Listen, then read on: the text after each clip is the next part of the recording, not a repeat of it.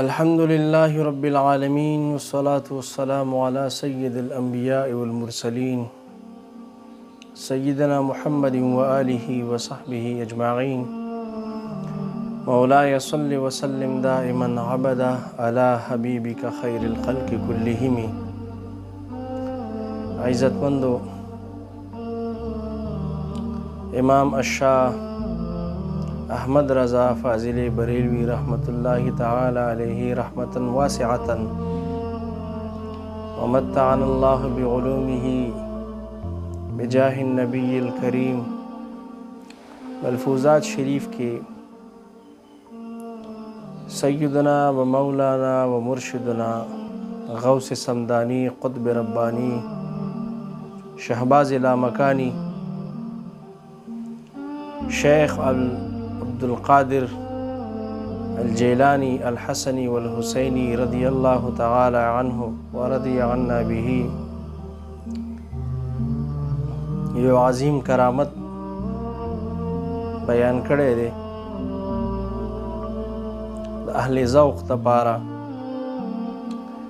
چې د الله جل جلاله په دوستانو کې یو دوست نه چا تپوس وکړه چې خضر علیه السلام مبارک ژوندی دی او که نه. د هغوی مبارکو ورته وفرمایل چې او زما ورسره اوس ملاقات وشو. د هغوی راته وفرمایل چې اوس زه ځنګل ته لاړم نو یې څه ګورم چې په یو ټیله باندې یو غټ داسې غر شانتې جوړ و، په هغې باندې د نور شعاګانې د هغې نه خیږي. وی چې زه ورته کله نږدې شوم نو څه ګورم چې هغه د کمبل نور دی، د کمبل نه د دې نور د شعاګانې داسې اسمان طرف ته خیږي. وی چې لږ ور نږدې شوم نو هغه یو صاحب د ځان نه تاو کړی وه. نو وی زه چې کله ور نږدې کېدل ما غوښته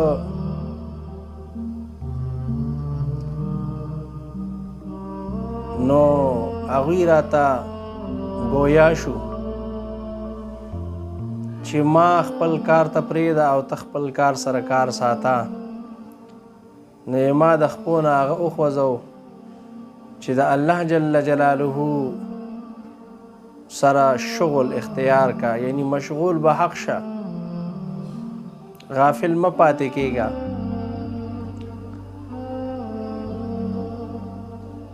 نو هغه ورته ووایي چې ته خضر علیه السلام وي او ما خپل کار ته پرېږده.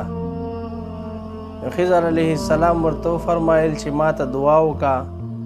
هغه ورته ووایي چې د دعا خو ته ډېر زیات لایق یې. وی چې زه به دې مشهور کړم چې دی د الله ولی دی.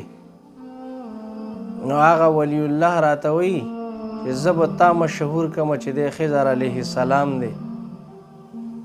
او وی که زه چېرته ستا د نظر نه غایب شم نو ما ملامت نه کېږي. وی څه ګورم چې هغه صاحب د هغه ځای نه غایب شو، حالانکه په دې دنیا کې یو داسې هستیم نشته چې هغه زما د نظر نه غایب شي. وی بیا چې لږ وړاندې لاړم څه ګورم چې یو بله ټیله باندې همدغسې نور شعاګانې دي.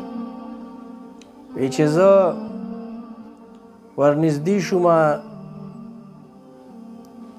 نو څه ګورم چې هغه د یو هستۍ نه تاو ده. وی چې زه ورنږدې شوم ما ته غیبي القا وشوه چې لږ احتیاط وکړه.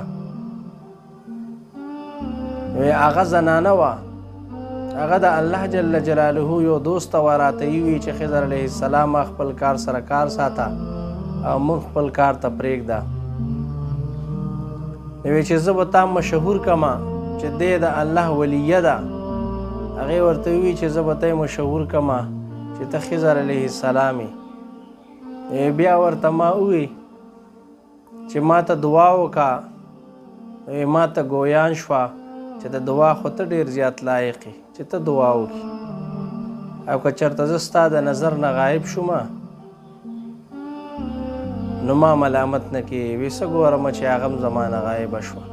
خو تلو کې ته ما دا تپوس وکړې چې ته د هغه صاحب بیبي ما ته یې وویل چې آو وې دې ځنګل کې د الله جل جلاله یو دوست وه د هغې د کفن او تجهیز دپاره موږ ذمواري لګېدلی او موږ د هغې دپاره راغلي اوس موږ ځو. نو چې هغې کله لاړو نو چې دا خضر علیه السلام مبارکو فرمایل چې دا د افرادو نو افراد اولیاء الله کې یو خاص طبقه ده. نو ما ورته وی چې دا افراد دا خو ډېر لوی اولیاء دي، دی هم چاته رجوع کوي. خضر علیه السلام مبارک راته وفرمیل چې آو دی رجوع کوي سیدنا قطب ربانی غوث سمدانی شهباز لامکانی الشیخ عبدالقادر الجیلانی رضی الله تعالی عنه مبارک ته رجوع کوي، ځکه چې هغه تمام اولیاء الله سردار دی او تر قیامت به قیامت نه بعد به هم وي او د هغې مبارک داسې شان او عظمت دی چې هغې شان او عظمت ته څوک هم نشي رسېدی.